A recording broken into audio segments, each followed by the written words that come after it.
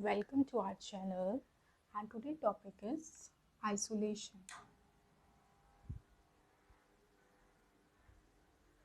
and it is the third factor of modern synthetic theory.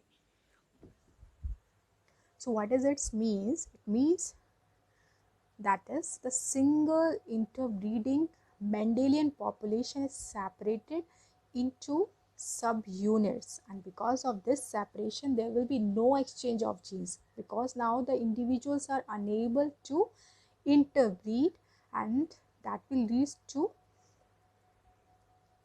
that is going to prevent the gene flow between these populations. And this isolation can be of two types. So the first is a geographical isolation, means here physical barriers are present. This physical barrier can be a river, ocean, mountain, glacier, anything. And due to this physical barrier, what will occur? The individuals are unable to meet, and if they don't meet, how the exchange or interbreeding takes place between such individuals.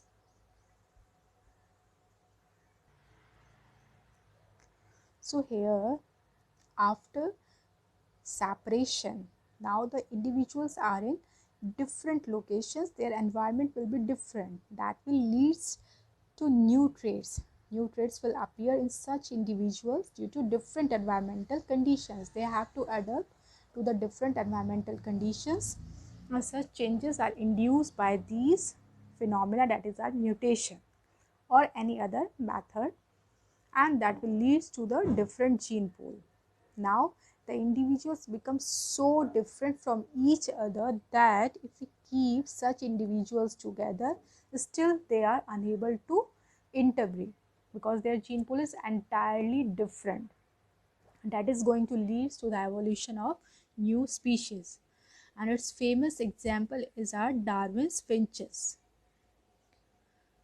So here you can see this is a seed eating ground finch, and it is an ancestor. Why we are saying ancestor?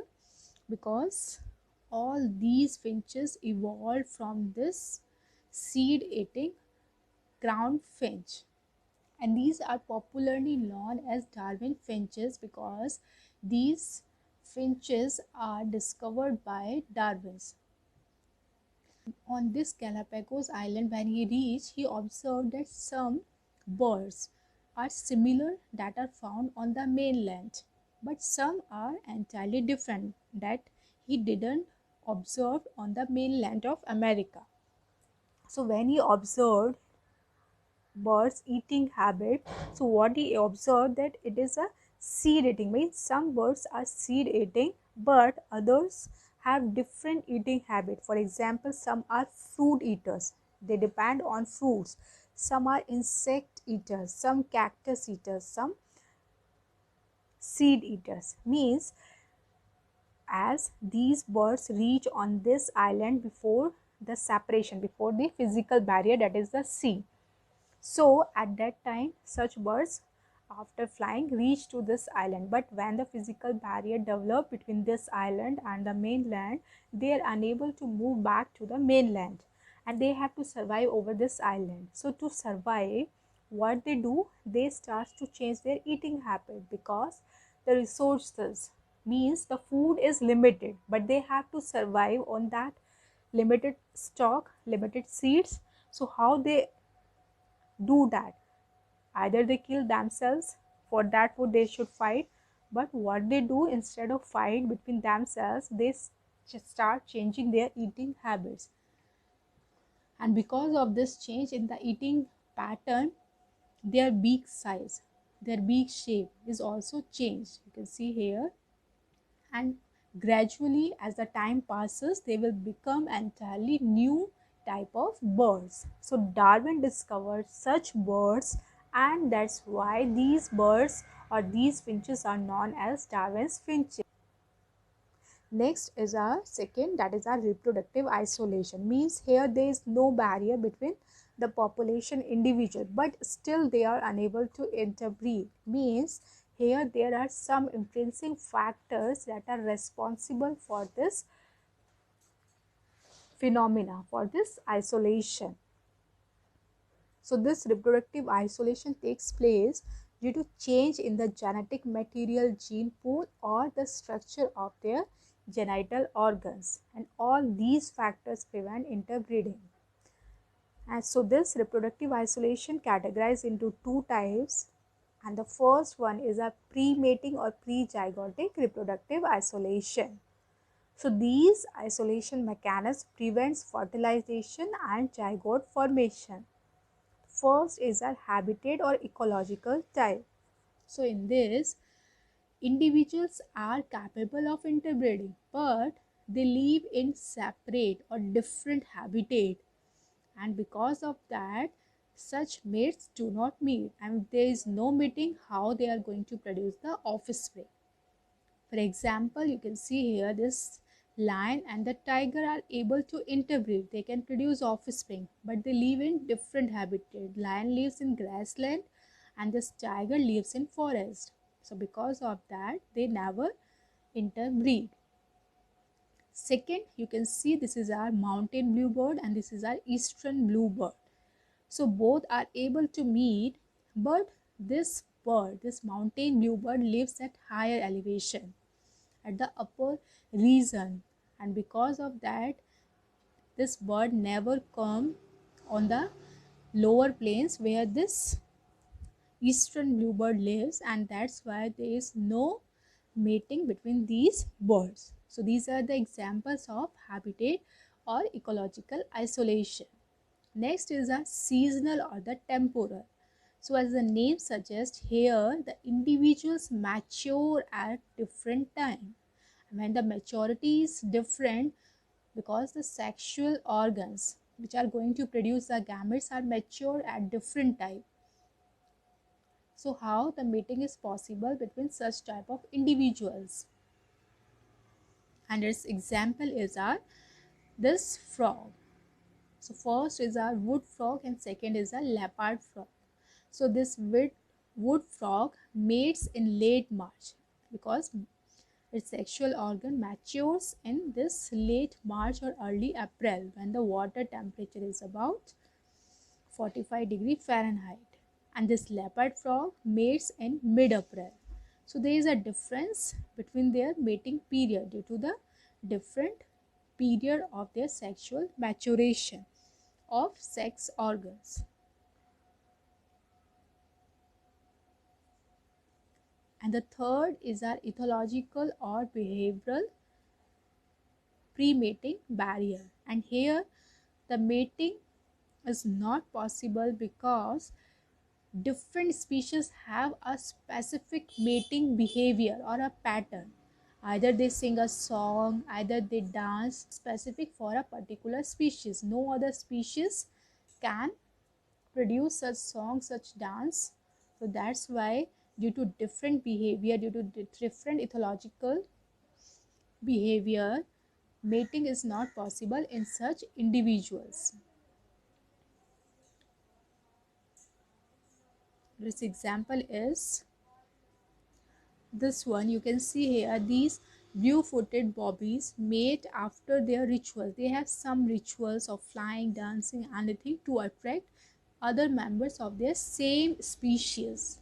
And similarly, in case of birds of paradise, they have a unique dance they use to dance, and that dance is very particular, and that is going to attract their species mates only. Next is our frog, and frog also produce some calls. They used to call their mates of their particular species, and that is recognized only by the individuals of that species only. So these are the examples of the behavioral isolation. And the last is our mechanical or the chemical isolation. And here difference is in the structure of reproductive organs of two population. Now the reproductive organs are different, or there are some chemicals released by a particular species that is recognized by a particular species gametes. So again, interbreeding is not possible in case of mechanical or the chemical isolation. Here you can see first is a foxglove flower, and its shape is particular for its pollinator. So only honeybee can visit this flower, and during its visit what will occur? It is going to release the pollen grains which are specific for its flower. Next you see here, this is a ruby throat hummingbird, and it drinks nectar from a thumbed creeper flower. So again the shape of the flower is specific for its pollinator. So there is a relation between the pollinator and the flower shape, so that only particular species pollen grains will be arrived here. The species or the pollinators which visits only such flowers are able to come. Next you can see here, this is our snail, and you can see they have a different coiling. The pattern of the coiling is different, and due to this their genital organ position is also different. So here you can see this is the opening and this is the opening. So their opening is different. So how the exchange takes place, how the male gamete is going to enter into the female's body, because their genital opening orientation is entirely different. They cannot come opposite to each other, and that's why mating cannot be done between such snails. So these are the pre-zygotic isolation mechanism, and the last is a post-mating or post-zygotic isolation mechanism. And in this, first is our gamete motility. So gametes have limited lifespan. Every gamete has a particular lifespan until, or you can say within that period, if the gametes fertilize then okay, otherwise the gamete will die. Next is our zygote motility. Here, if the egg is fertilized and zygote is formed, but that zygote is unable to survive, because there will be some intrinsic factors that prevents, there will be some incompatibility that is going to prevent the survival or further development of that zygote.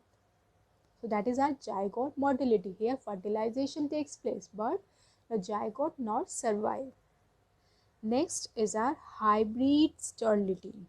Means zygote form, fertilization takes place, and an adult individual is also formed, but that adult individual, that hybrid, is sterile because its reproductive system is not developed completely and is unable to produce its offspring. So that is called hybrid sterility.